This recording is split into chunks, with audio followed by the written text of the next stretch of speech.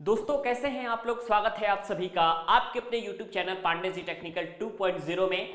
दोस्तों आज हम बात करने वाले हैं आपसे कि पॉलिटेक्निक सेमेस्टर एग्जाम में केमिस्ट्री की कॉपी आखिर में कैसे चेक होती है। आखिर में क्या ऐसा होता है कि केमिस्ट्री में बच्चे बहुत अधिक फेल होते हैं।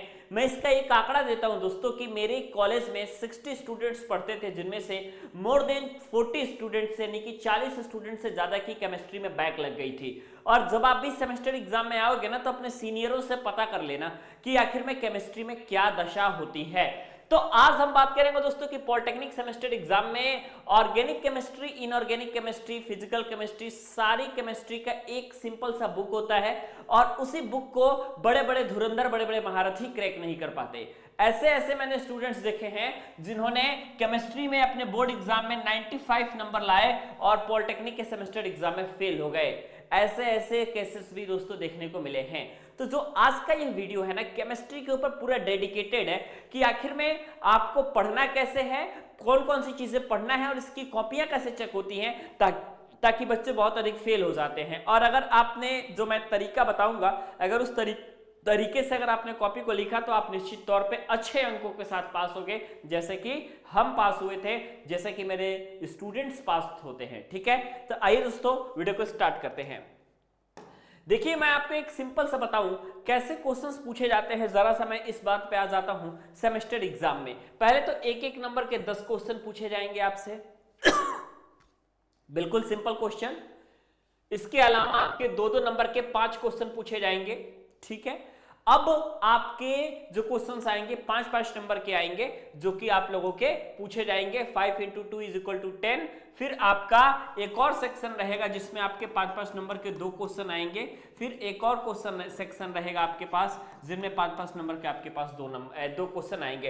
टोटल 50 नंबर का आपका दोस्तों थ्योरी पेपर होता है। ठीक है, आइए अब हम यहां से स्टार्ट करते हैं दोस्तों कि क्या केस होता है, कैसे आपको चीजें करनी है। ठीक है, सबसे पहली बात देखिए, आपको क्या करना है कि सीक्वेंस वाइज लिखना है। कई सारे ज्ञानी लोग ये कहेंगे कि हम तो किसी सीक्वेंस में लिख सकते हैं। हाँ भाई, आप लिख सकते हैं किसी सीक्वेंस में, उसमें आप लोगों को कोई मनाही नहीं होती है। लेकिन एग्जामिनर का मूड भी तो पढ़ने की कोशिश कीजिए, तभी तो आपको नंबर मिलेगा। आप अपने अनुसार लिख दिए, पहले 5वां क्वेश्चन लिख दीजिए, उसके बाद चौथा लिख दिए, उसके बाद दूसरा लिख दिए, तो अच्छा नहीं होता। अगर आ रहा है आपको सीक्वेंस वाइज तो सीक्वेंस वाइज ही लिखिए। वैसे पहला क्वेश्चन जो होता है, पहले सेक्शन का जो क्वेश्चन होता है, इतना आसान दिया जाता है ताकि स्टूडेंट्स पहले स्टार्टिंग से शुरुआत कर सके, अपनी बहुत शानदार शुरुआत कर सके। ठीक है, तो ये 1 × 10 = 10 यानी कि ये वाला जो सेक्शन होता है इसमें आपके एक एक नंबर के क्वेश्चन होते हैं, छोटे छोटे क्वेश्चन होते हैं, परिभाषा पर आधारित प्रश्न होते हैं। ठीक है, अब एग्जामिनर यहां पे नंबर क्यों काटता है,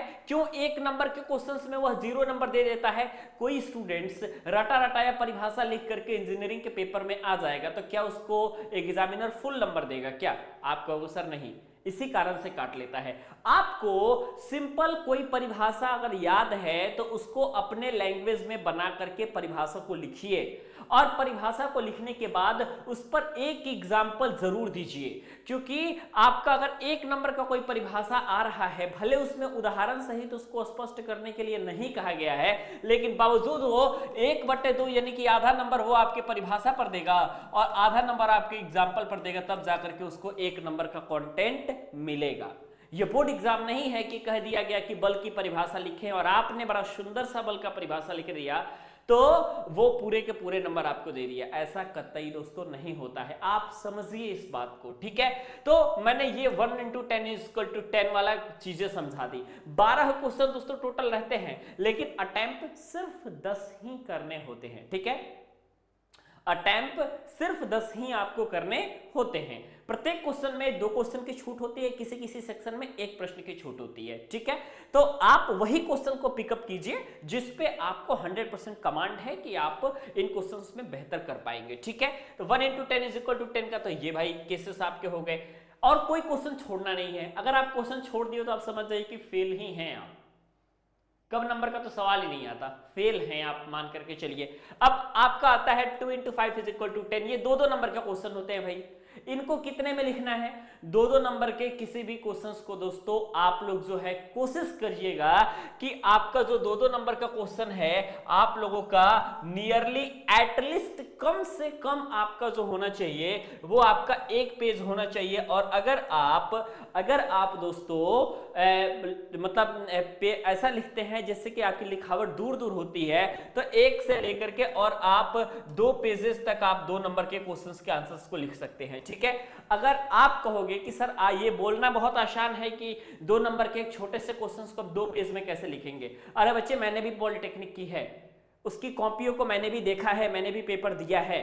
कॉपी ऐसा होता है कि अगर आपने 1/4 इस तरीके से खींच दिया लाइन तो बस इतना सब पतला सा जगह तो बचता है लिखने के लिए। आप आराम से 2 नंबर का क्वेश्चन को 2 पेज में कवर कर सकते हैं, नहीं 2 पेज तो एटलीस्ट 1 पेज तो दोस्तों आप लोगों को कवर करना ही है। इससे कम लिखेंगे ना तो आपके 2 नंबर पे भी खतरा मंडरा जाएगा, इसलिए एटलीस्ट 1 पेज आप लोगों को लिखने की कोशिश जरूर करनी है, ठीक है। अब 2 नंबर के क्वेश्चन में कैसे रहेगा? 2 नंबर के क्वेश्चन में या तो परिभाषा को उदाहरण सहित समझाना रहेगा या फिर कोई कॉन्सेप्चुअल टाइप क्वेश्चन रहेगा, मतलब कोई कॉन्सेप्ट दे देगा आपको, कोई भी कॉन्सेप्ट अपने इजी लैंग्वेज में लिखना है, ठीक है। ये इंजीनियरिंग का पेपर है, यहां पे आपसे कतई ये चीज नहीं कहा जाएगा कि आप पेपर को हिंदी लैंग्वेज में लिखिए या इंग्लिश लैंग्वेज में लिखिए। किसी प्रकार के दोस्तों लैंग्वेज का कोई बाउंडेशन होता ही नहीं है यहाँ पे, ठीक है। लैंग्वेज का कोई बाउंडेशन नहीं होता, आप चाहें तो मिक्स लैंग्वेज भी लिख सकते हैं, आधा हिंदी आधा इंग्लिश मिलाकर के लिख लीजिए, बट आप ऐसा जरूर लिखिए जो चीजें आपकी एग्जामिनर के समझ में आए। अगर आपने उन चीजों को लिखा है तो फिर मजा ही मजा है, आपके नंबर बिल्कुल भी नहीं कटेंगे, ठीक है।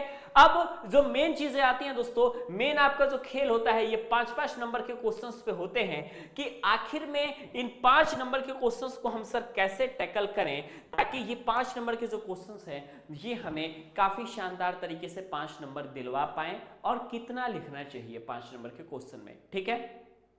अब एक बात समझिए, जो आपका 5 मार्क्स का क्वेश्चन रहता है उसमें आप लोगों के कोई भी सिंगल क्वेश्चन टाइप का 5 मार्क्स का क्वेश्चन नहीं रहेगा, कई सारी चीजें उसमें आपकी इंक्लूड की गई होती है, मतलब प्रश्नों में प्रश्न, आपके कई प्रश्न होते हैं। जैसे फॉर एग्जांपल मैं आपको बता दूं तो आप लोगों का क्वेश्चन पूछा था वृत्तीय गति को समझाइए, ठीक है।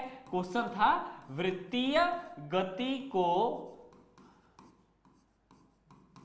सोदाहरण समझाइए, ठीक है। इसका मतलब होता है दोस्तों आपको कि जो आपका सर्कुलर मोशन है इसको आप लोगों को एग्जाम्पल सहित समझाना है। इसके अलावा इसमें दोस्तों अभिकेंद्रीय बल तथा अभिकेंद्रीय त्वरण, ठीक है, ये क्वेश्चन यही था, अभिकेंद्रीय बल तथा अभिकेंद्रीय त्वरण को भी समझाइए, ठीक है। अब यहां से अगर आप देखोगे तो कहने के लिए तो ये आपका 5 नंबर का क्वेश्चन है, ठीक है। मैं एग्जांपल के तौर पे आप लोगों को 2018 का प्रश्न लिया हूं, ठीक है। 2018 का ये प्रश्न है जो कि आप लोगों का एग्जाम्पल के तौर पे है, ये उदाहरण लिखा, मतलब कि फॉर एग्जाम्पल के तौर पे आप इसको मान सकते हैं। मैं ऐसे ही लिख करके आपको बताया हूं 2018 के क्वेश्चंस की चीजें कैसे पूछी जाती हैं। तो देखिए ये आपकी वृत्तीय गति को उदाहरण समझाइए। अब इसमें एक क्वेश्चन सर्कुलर मोशन हो गया तो कुछ आप सर्कुलर मोशन के बारे में लिखेंगे, उसके एग्जाम्पल लिखेंगे, ठीक है। वृत्तीय गति आपने पूरा लिखा, उसको अपने शब्दों में कुछ बना करके लिखा, कुछ उसका उदाहरण लिख दिया। वृत्तीय गति के कई सारे उदाहरण आपको देखने को मिल जाएंगे, ठीक है। अभिकेंद्रीय बल के बारे में आपने लिखा, ठीक है। अभिकेंद्रीय बल का फॉर्मूला लिखा, अभिकेंद्रीय बल के फॉर्मूले में आपके जितने टर्म यूज होंगे उनको आपने लिखा, ठीक है। इसके अलावा आप जो है अभिकेंद्रीय त्वरण को लिखे, अभिकेंद्रीय त्वरण में आपके जितने फॉर्मूला मतलब आते हैं उसको आपने लिखा, ठीक है। तो ये चीजें हैं, ये मैं एग्जांपल के तौर पे आपसे बता रहा हूं, ठीक है। इसके अलावा अगर आप केमिस्ट्री की बात करोगे, चूंकि ये वीडियो आपका केमिस्ट्री का था, तो केमिस्ट्री में क्या हुआ था आपका 5 नंबर के क्वेश्चन में किस तरीके की चीजें आई थी। 5 नंबर के क्वेश्चंस में आप लोगों के पहली बात तो एक साल आपका क्या किया था कि 5 IUPAC नाम दे दिया था, ठीक है। 5 IUPAC नेम दे दिए थे और उन्होंने क्या किया था कि एक IUPAC नेम के लिए 1 अंक निर्धारित कर दिया था, तो इसलिए 5 अंक आप उन्होंने ऐसे ही दे दिए थे। तो अगर पांचों जिनका यूपीएससी नेम सही रहा उनको मिल गया, नहीं सही रहा जिनका तो वो गलत हो गया। लेकिन अगर इस तरीके के मान लीजिए कि थ्योरेटिकल क्वेश्चन आते हैं तो इसको बना करके अगर आप लिखेंगे तो कम से कम आप लोगों का 3 पेज में आप आसानी के साथ, कोई भी विद्यार्थी अगर वृत्तीय गति को डायग्राम के सहायता से बनाते हुए लेकर के जाता है और सीखता है तो कम से कम उसको 3 पेज 3.5 पेज में वो चीज़ों को आराम से लिख देगा। और कोई तेजी नहीं होती है कि आपको जो है बहुत जल्दी पेपर को करना है, और जितना जल्दी आप पेपर को करेंगे, कोई कंपटीशन है तो उतना ही आप लोगों को अधिक नंबर मिलेगा, ऐसा नहीं होता। पर्याप्त समय होता है लेकिन 2.5 आवर्स का ही होता है, 2.5 घंटे का ही आप लोगों के पास समय होता है।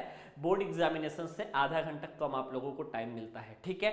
लेकिन फिर भी ये जो टाइमिंग है ना आपके क्वेश्चन के लेवल के हिसाब से पूरा पर्याप्त रहता है। और तरीके से अगर आप लिखेंगे ना कंटिन्यूअसली, अगर 2.5 घंटे अगर आप लिख रहे हैं तो आप मान करके चलिए कि आप कम से कम 20+ पेज को भरेंगे।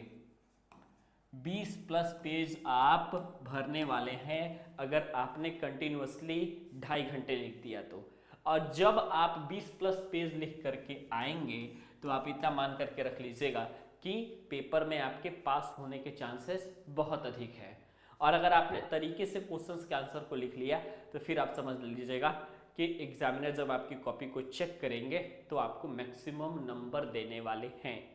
तो इन बातों को आपको जरूर समझना है। और अगर आपको इन बातों को समझ में आती है तो दोस्तों वीडियो को लाइक जरूर कीजिएगा, पांडे जी टेक्निकल चैनल को सब्सक्राइब कर लीजिएगा, बेल आइकन को प्रेस कर लीजिएगा ताकि लेटेस्ट वीडियो की जानकारी आपको सबसे पहले मिला करे। वीडियो देखने के लिए और हमारे साथ बने रहने के लिए बहुत बहुत धन्यवाद।